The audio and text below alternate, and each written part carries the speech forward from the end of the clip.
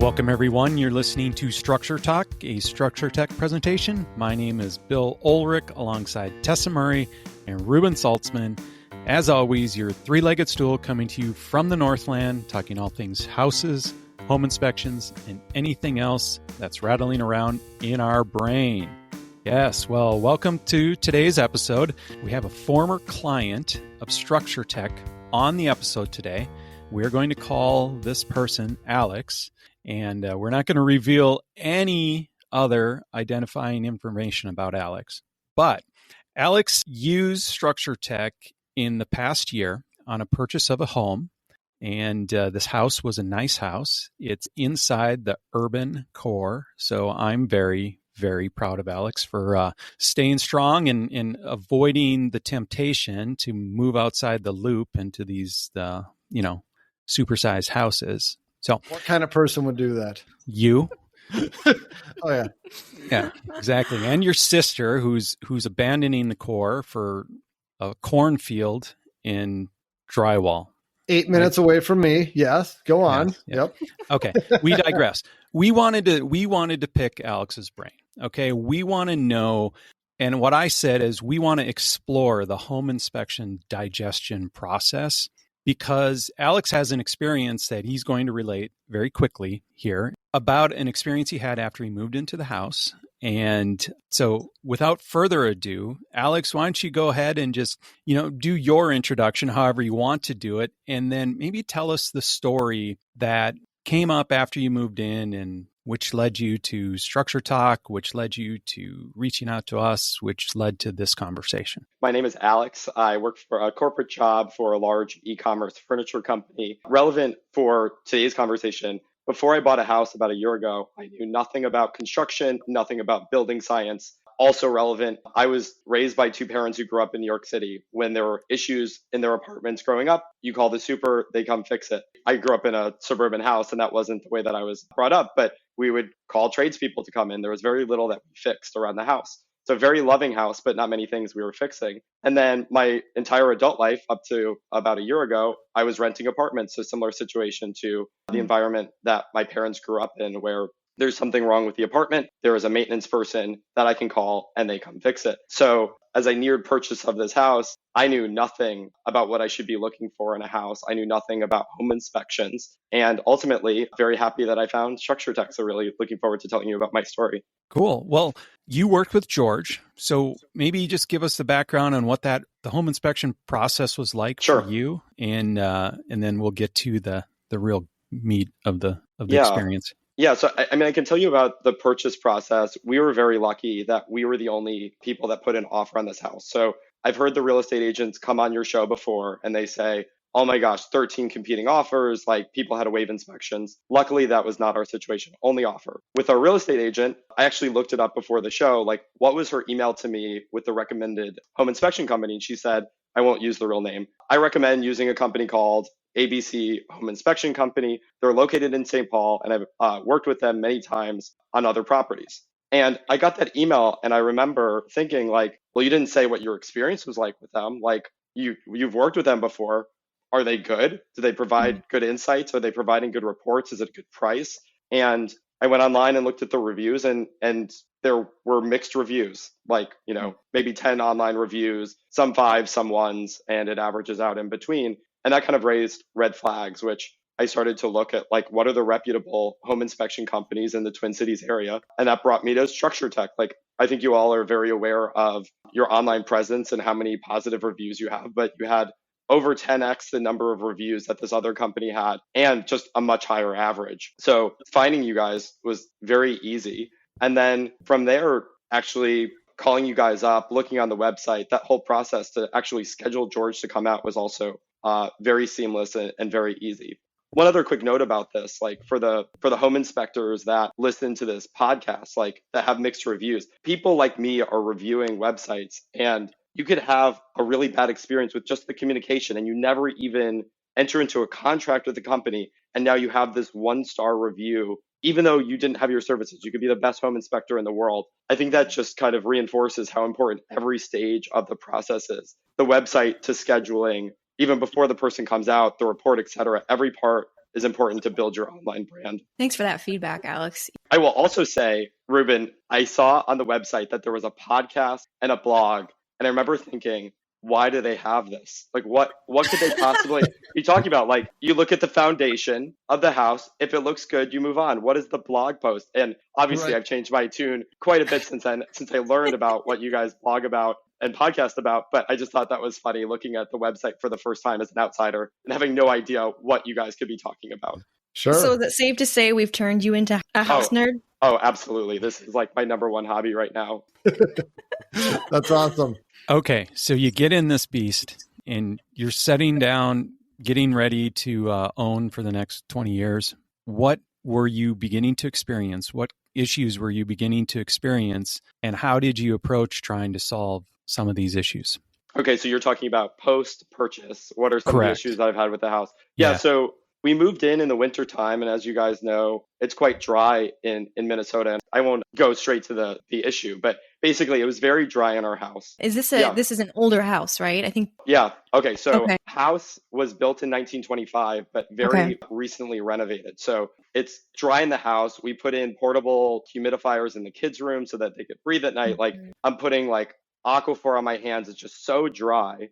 And we had a plumber coming out and I asked them to install a whole house humidifier instead of like refilling these portable humidifiers all the time. What I know now, 2020 being hindsight, is that I have a heat recovery ventilator. There are numerous settings on that heat recovery ventilator, and the heat recovery ventilator was on 24/7 and high. So basically pulling all of the humidity out of the house. So I know that now, but certainly I wouldn't have paid the $700 or $750 for someone to install this thing. It's an intrusive installation. Like, they're drilling stuff through the side of the house. They're drilling into the ducts. But now to talk about the settings of the HRV. So there's an off, a low, and a high. We'll test out this winter how the low does, affecting the humidity levels in the house. I did buy a controller, a wall-mounted controller for the HRV that gives me some additional options. For example, running 20 minutes every hour. So it's not low 24/7. So we're looking forward to seeing how that affects the humidity levels. And hopefully I don't need to run the whole house humidifier at all, because I've heard the stories you all have told about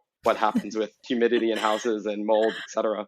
Yeah. Oh, I'm sorry you had to go through that, Alex. It's like, a lot of times we see old houses that, they're really leaky. That's just how old houses are. And because they're so leaky, in the wintertime when it's freezing outside and warm in your house, you have this air exchange happening at an accelerated rate. All this warm air is leaking out through the cracks in the walls and the ceiling and everything. And so your house gets so dry because this, cold air from the outside is being pulled in through all these cracks to replace the warm air that's leaving. And so people, ramp up their humidifiers to replace that moisture that's leaving. And that can lead to problems. I'm sure you've heard us talk about that on the podcast too, where, all of a sudden you've got frost in your attic and frost in other places you can't see, but it's probably there because of that issue. And really, like, if you're looking at the house holistically, the best step is to try and stop that air from leaking out in the first place. Then you don't need to add as much humidity usually. And, you don't have that problem. But the HRV is a new dynamic that, you add this HRV, it's running all the time. It's taking all the warm, humid air out and getting rid of the humidity. And now you've got a drier climate inside than you meant to have. So it's fascinating, isn't it? You try and fix one problem and then you create a new one unintentionally. And a problem that isn't easy to uninstall. It will be costly to uninstall. So it will just sit there with the water and power off until maybe we need it. We'll see over the winter. Yeah. The house you bought was completely remodeled, right? Like you have new insulation in your exterior walls or is it not that extensive?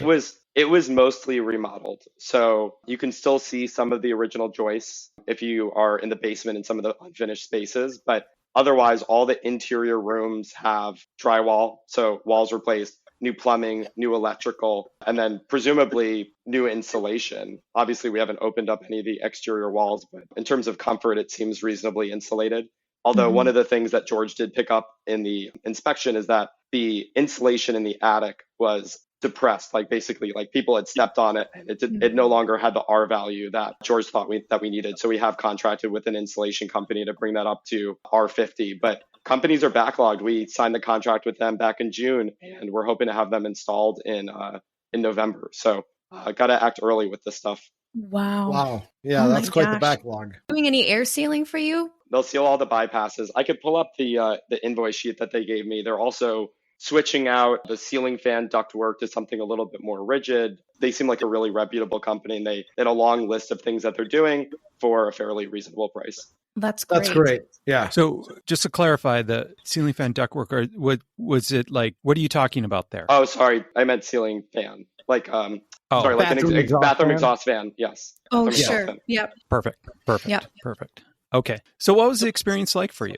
Did you hang out most of the inspection, or tell us about that? Yeah, so this was during the height of your COVID policy. So George was at the house for about 3 hours, and then I was invited to join him, and he walked me through the report. He started asking if I had any particular concerns, which I told you before that I didn't know what to expect of what would be tested. Again, like, it's like, is the foundation good? That's all I knew to ask. And I was just blown away with the thoroughness of the report. Like, you all know this because this is your business, but like that he turned on the gas insert fireplace and tested that, like, that blew me away. The fact that he grabbed an exterior handrail to see if it was loose. He noticed the garage door closed sensors were too high. Like, my mind at that point was like, who knows the code for that? Like, who knows what the manufacturer is recommending for the height of garage door sensors? And I'm thankful that he did, because I have young kids in the house. I don't know if we're going to have an issue with them, with their leg underneath the door while it's closing. And sure enough, I lowered them to the manufacturer's recommendation. So I was blown away at the thoroughness of the report. And at that point,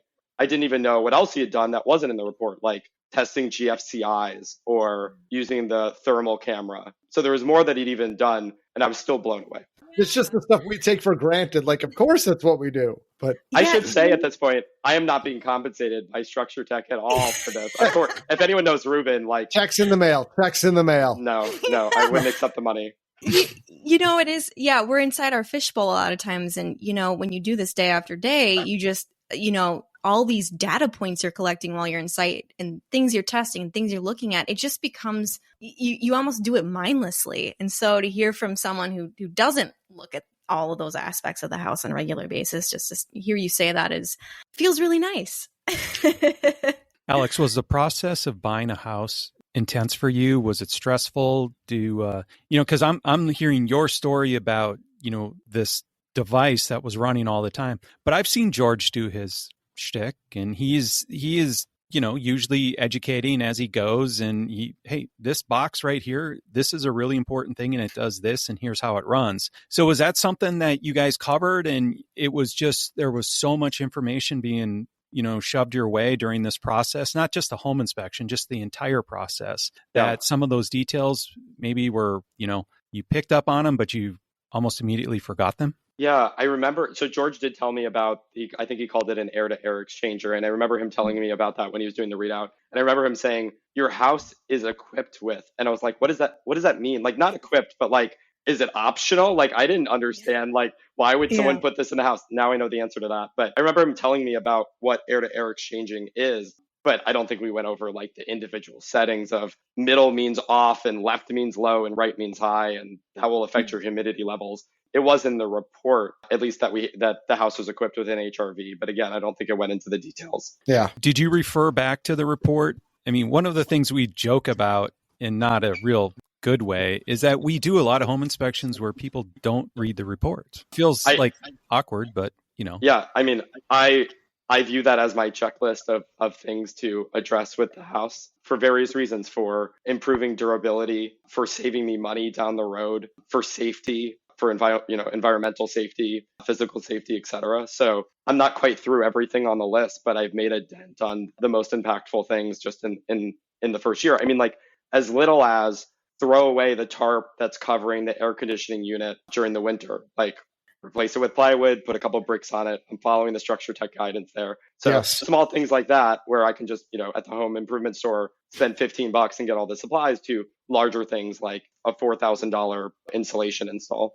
Can I just say, Alex, you are like an A++ homeowner, because a lot of times we'll do these inspections, send out the report, and we have had houses come back on our radar screen like years later, and we've done another inspection on the same house. And it's amazing to see how few things ever get fixed. Am I right about that? Do you feel that way? Hasa, case in point, just yesterday, there was a house that I had inspected in Wayzata back in 2013. And then Joe did an inspection on the same house just this week. And he's like, hey, Ruben, guess what? I found the attic access. And I'm like, what is he talking about? I had to look at my report. And sure enough, I hadn't found the attic access panel. He did. And he was giving me a hard time about finding it. And so I took that opportunity to compare our reports side by side. Yeah. And there was so much stuff that I had reported on. This ought to be fixed from 9 years ago. And Joe's reporting on the exact same thing. This still ought to be fixed. Still there. Yep. So thumbs up to you, Alex, for, using that report and trying to improve your house. If I could add one thing, there was one thing that I did not look at from the report that I did not look at until recently. Luckily, I'm fine, but I did get a mainline sewer inspection, and I did not realize, this is my fault, I'm sure, but I did not realize that there was like a YouTube video that went through the report.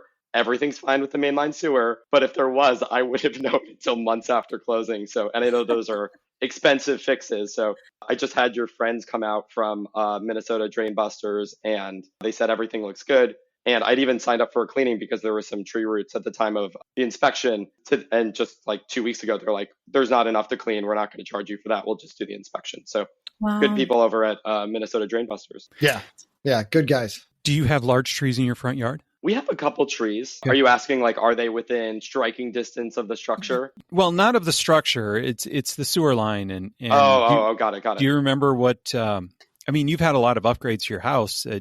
Was there any upgrades done to that sewer line? Yeah, there was one patch of PVC and most of it was clay tile or cast iron. So clearly there were some repairs to it done, some minor offsets from shifting. And yeah, I guess some of the trees in the front yard, some of those roots are starting to make their way in, but sounds like I don't need to worry about that for at least a couple of years. Good. Okay, so you go through the inspection process, you dive into the report, you digest it all. Did you end up using this with your real estate agent to try to determine important things that you needed to address, or was it just an instrument of education and it's all we've got right now, but at least I understand what I'm buying? I did use the report. The house was in really good condition, so not much was picked up. There were no $5,000 plus repairs on the inspection report, which is fantastic, right? Yeah, that's a pretty clean house. So we were in a good situation there. Also, the accepted price was below list. So we were already in a good situation financially. So when it comes to negotiation, like, I've read a book on negotiation. I'm not a good negotiator, but I've read a book on it. And a lot of people view negotiations as there's a winner and there's a loser. And what I liked, the takeaway from this book was you're just trying to arrive at something that's fair. What's fair for both people? Because ultimately this is like a relationship. While the sellers are now out of state, like, if there's something wrong, maybe I can call them and they can educate me on something. And I didn't want to leave on bad terms. So I looked through the list and worked with my real estate agent to say, like, there are 3 safety issues. Like I mentioned, the handrail in the front was loose. There was uneven height on some of the stairs going to the house. And then there was a lack of carbon monoxide detectors. And I was like, I just came up with like an idea of like a few $1,000s, like, help us take care of the safety issues. Like, we have older family that live in the area. I don't want someone slipping and falling on the winter steps. Just like, take care of this before we move in or reduce the price. And because I'm bad at negotiating, I straight up, and we really wanted this house. I told my agent to tell them, we will buy the house regardless of if you give us any concessions, because I don't know, treat others like you want to be treated. Like, if we eventually sell this house, like, I want someone to treat us right. So they did give us a modest discount that was like, I don't know, maybe a 1/10 of what I had requested. But again, we got the house for under list. It was a fair price. And I know we did a lot better than a lot of other people in the Minnesota market in the past couple of years. So we feel lucky to get the house, and we really wanted it. Do you guys have a passive radon system or an active radon system in your house, or any radon system? Yeah, so there's a radon mitigation system. I did not get a radon test as a part of the inspection process. Oh my gosh, I never get the word right. Manometer? Yeah. Yeah. Okay. Yeah, very good. The manometer was offset levels, so like there's suction. So we waived the radon inspection. The only thing, so I've done a couple of things with radon.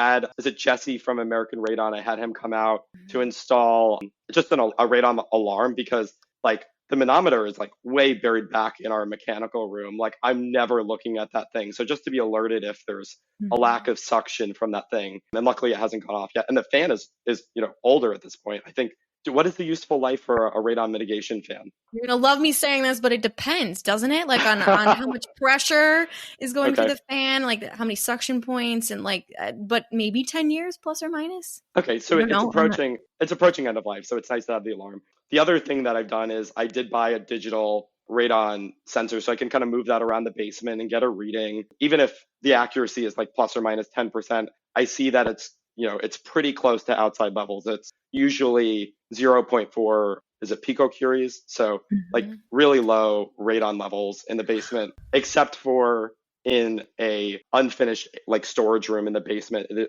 levels seem to be higher, but we're not in there, and the radon doesn't seem to be seeping into any other levels of the house. What's this device you speak of, this portable radon testing? Ruben has never talked about this, and I didn't even know there was such a thing. Radon alarm, basically. Like the digital. No, I'm talking about like a digital radon meter. Hold on, let me see if I have it. I think I might have it upstairs. I didn't even know that there was such a thing. So you can pick this up at your local home improvement store. It's about $100. So you can see it has a long-term average.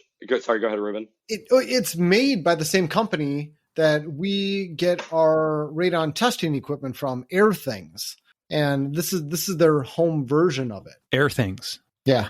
Can I just pause this for a moment? I am so impressed by you, Alex. You went from not knowing anything about houses, living in apartments and rentals your whole life, to all of a sudden now you're educating us on radon monitors and talking about picocuries per liter.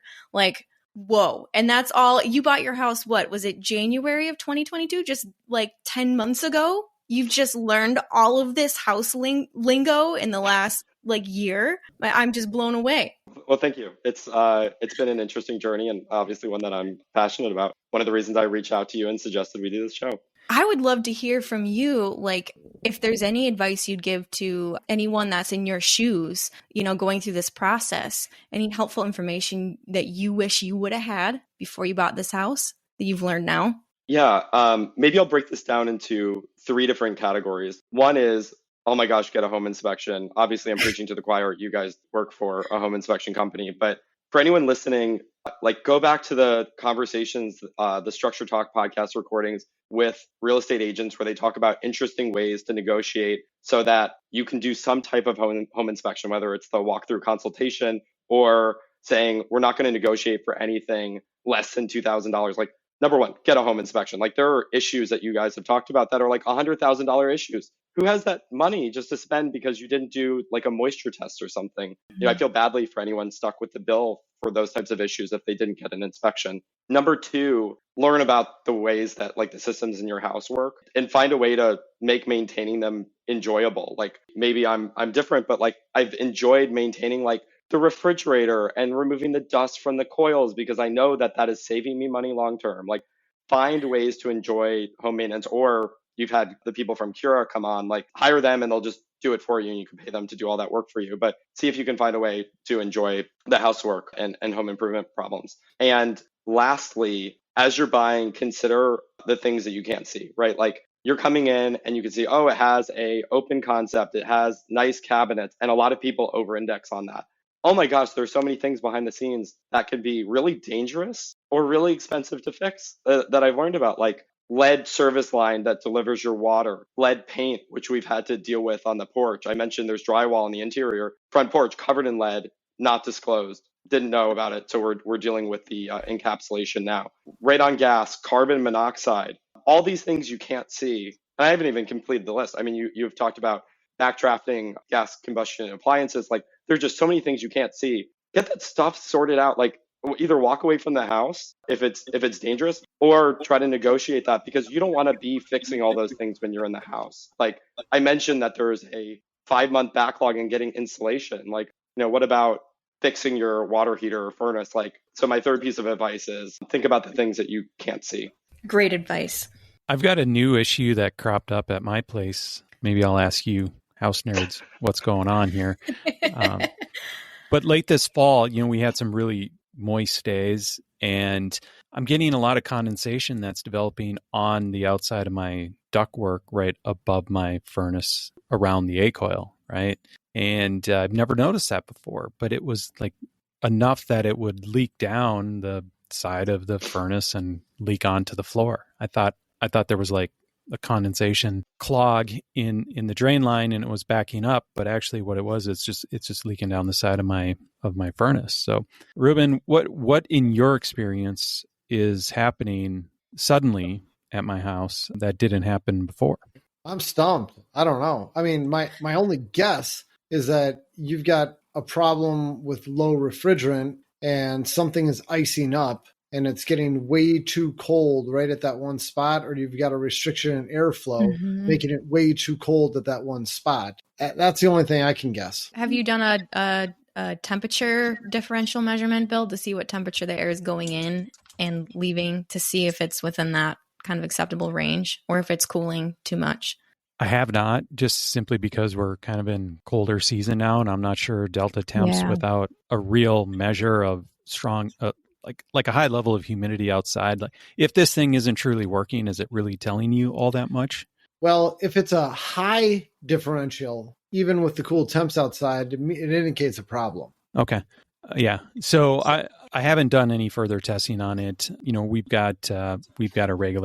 have a subscription to regular inspections and maintenance with a company here in town. And so I just thought I would address it with them this spring or next year before we really get into the cooling season again. I was just thinking, like, if it's cooling too much, or you've got, like Ruben said, a restriction in airflow if a filter is dirty, or it could just be the humidity in your house is increased and you didn't realize it. Yeah, it's not the air filter. The air filter is clean. I just thought maybe suddenly there's a bunch of junk on my A coil, which is slowing down the whole air movement process. And anyway, I stumped you guys. It depends, Bill. It depends. Yeah, it depends. How's that? Of course, it depends. Yeah. Lots of factors. All right, Alex. Comfort-wise, in your house right now, how do you feel about it? You went through a heating season. You went through a cooling season. Was there anything that you didn't expect that is a problem? The moisture levels below grade in the basement have been extremely high. Unfortunately, I've never experienced that before, but it's the original foundation. There's no vapor barrier. So I bought a dehumidifier, I don't know, towards the beginning of spring, one that has like a pump. So I ran it through some drywall so that I could put it in the middle of the basement and run it to the floor drain, conveniently through what was an old coax connection. So I actually didn't need to cut open the wall. So that thing just runs 24/7.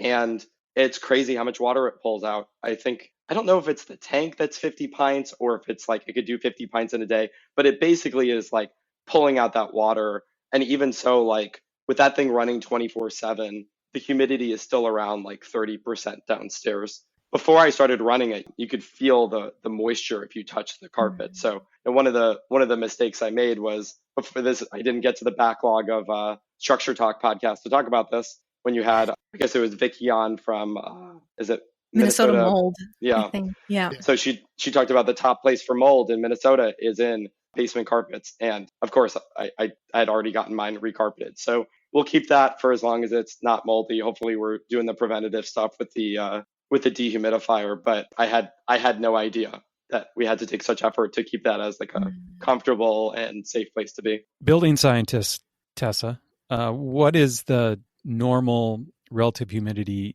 in a basement during the summertime? You're laughing because you know what I'm going to say, don't you? It depends, Bill. There's a sliding scale, obviously.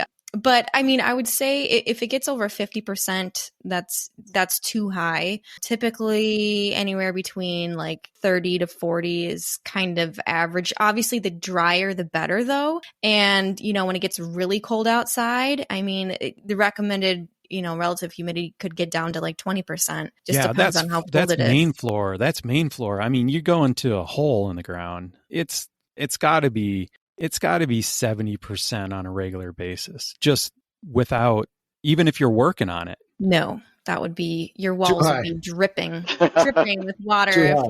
Why does my humidistat that I have in my basement tell me it's like 70+%? Don't know. Your humidistat's broken? You tested it out, yeah.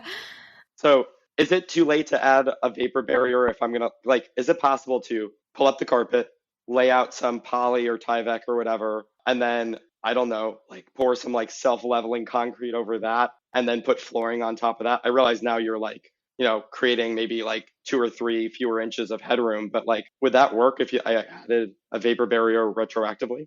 I've never heard of it being done. I have no idea personally. I don't know if that'd work or not. My spidey sense says you would create a bigger problem because you would now be trapping moisture 2 or 3 inches. Okay, so it's going to rise to the top of the old slab and then get stuck there. Now where's it going to drain to? You have to then deal with that moisture if it is coming up. I'd invite it in and try to manage it through the humidifier instead of trying to stop it personally. But what do you think, Tess? Yeah, it's a good question. And it's like, well, it would be pretty expensive to, rip out the carpet, install self-leveling concrete, vapor barrier, rip off the trim, like, do all of that and then refinish it. And is that worth it? I don't know. Like Bill said, I've seen some basements where that moisture does get trapped in the actual like concrete block because of a vapor barrier that people will install on the inside of the foundation, and then that moisture gets trapped in the concrete and it starts to expand, and over time it like pops, it starts to disintegrate the blocks and they like almost kind of fall apart. So I'm wondering if you put a vapor barrier, like Bill was saying, in that concrete, if it at some point might trap the moisture and cause more issues. But it's not, I don't know. It's a good question. I don't know. I tend to kind of go with Bill and just say I would, let that moisture migrate through the slab and then do your best to let it dry to the inside as much as you can. Yeah. Have you seen many like permanently installed dehumidifiers in basements, or do you mostly just see the portable ones? Mostly portable. Yeah. At least residentially. And that's pretty much all I know. Yeah, that's all I see too. I mean, every once in a while, crazy houses, they'll have a permanently installed dehumidifier, like this big central thing. And it's crazy looking, but I've never seen it in an old house like yours. It's always just the self-contained units that go around on wheels. Mm-hmm.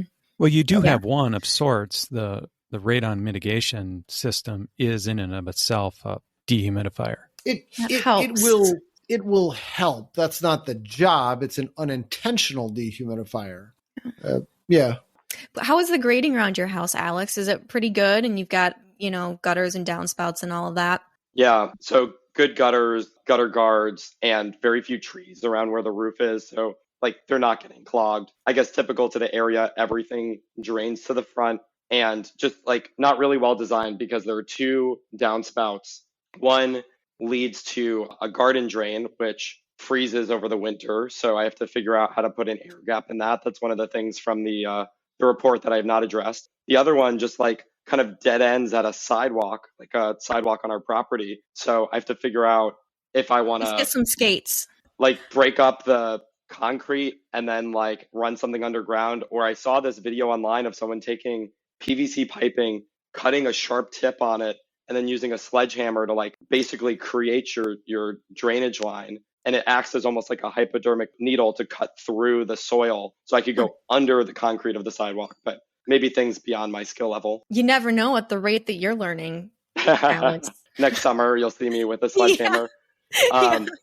And then the grading is pretty good. Like the back, it's not angled towards the house. There is a little bit, like our house is kind of towards the bottom of a hill, like the middle of our street, like the middle house of the street, like that's kind of the top of the hill, and then it kind of gradually goes until our house towards the end of the street. So we do get a little bit of water pooling just in those, like, it seemed like just those few days of like there was a lot of snow melt and water's trying to figure out where to go, but otherwise like really good water management, getting it away from the house. The best that you can do. I mean, you've got pretty good grading, gutters, downspouts, you've got a dehumidifier running all the time, you're monitoring it, so.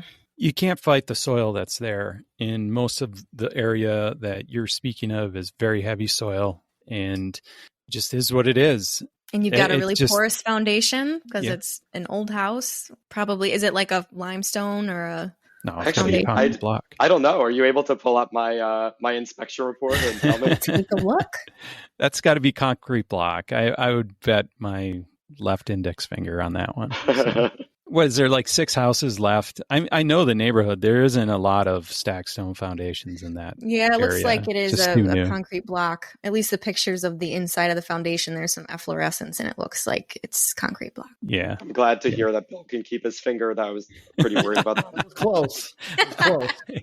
Hey, I'm not a risk taker, but there's some times where I feel pretty safe. All right. Well, Alex, I think we're going to put a close on this week's episode. Any parting wisdom for any new home buyers, looking at houses? I have one win that I want to share. This was a recommendation from Ruben that I love, and I just have to call this out. On my hot water tank, I had a plumber install a thermostatic mixing valve. So in the inspection report, it links to a blog post from Ruben that says there is no perfect temperature for your hot water tank. Too high, it's going to scald you. Too low, you're going to breed bacteria and Legionella. But there is a solution, which is installing a thermostatic mixing valve, which you all know as the host of the podcast. There is output line coming out of the hot water tank, and then you set your hot water tank to as hot as it goes. I think mine's 155 degrees, and then it instantly, as it leaves the tank, mixes with cold water. So then it's delivered at the faucet at exactly 120 degrees. I love that thing. Like, I have a young kid who's using the faucets, and he just turns the hot water on, and I don't want him scalding himself. I know precisely what the temperature is. It's always like, I can set it to anything, but I've set it to exactly 120 degrees. I just think that thing is fantastic. The other benefit, which I've not needed to leverage yet, is if you have guests over, let's say over the holidays, and a lot of people are taking long showers, it boosts the production of hot water available, because now you're mixing the hot water in the tank, that full capacity, with the cold water. So point. Yeah. I love the thermostatic mixing valve. Thank you, Ruben, for that recommendation. I think about it every day. Man, you are a diligent homeowner. I love it. Just going to say, Alex, if you ever, want a career change, I think you could have a future as a home inspector. Give us a call. I've thought about that. I'm sure I'll send this podcast recording to my coworkers, so I won't say that I'm in, but I've definitely considered a change in careers. Nice. All right. Well, with that, we're going to bring this episode to a close. You've been listening to Structure Talk, a Structure Tech presentation. My name is Bill Ulrich, alongside Tessa Murray and Ruben Saltzman. Thank you, Alex, for your time, and thanks, everybody, for listening. Have a good one. Hi, everybody. Bill here again with Structure Talk. We really want to thank you for listening to this podcast. It's been a ton of fun for us to put this presentation together. And if you could, we would love it if you would go to any of the podcast platforms where you find Structure Talk and leave us a rating and subscribe to the show. You can also subscribe to our blog at structuretech.com. And of course, you can listen to this show on the internet at structuretalk.com. Thanks again for listening. We appreciate the support. And if you have any suggestions for show topics, please email them to podcast@structuretech.com. Thanks for listening.